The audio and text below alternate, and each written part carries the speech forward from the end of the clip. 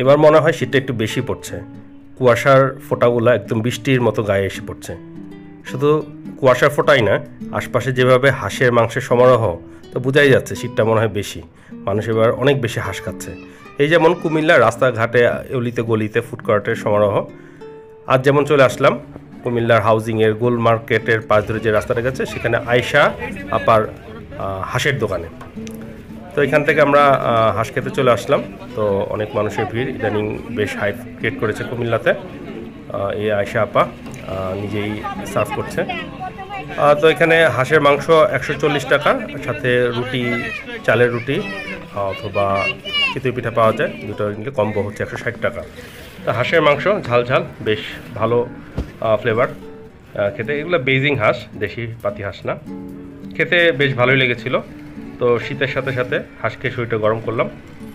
এভাবেই ঘুরে ফিরে খেতে খেতে আমাদের জীবনটা চলে যাচ্ছে। তো আজকের মতো এখানেই বিদায় নিচ্ছি। সবাই ভালো থাকবেন। আল্লাহ হাফেজ।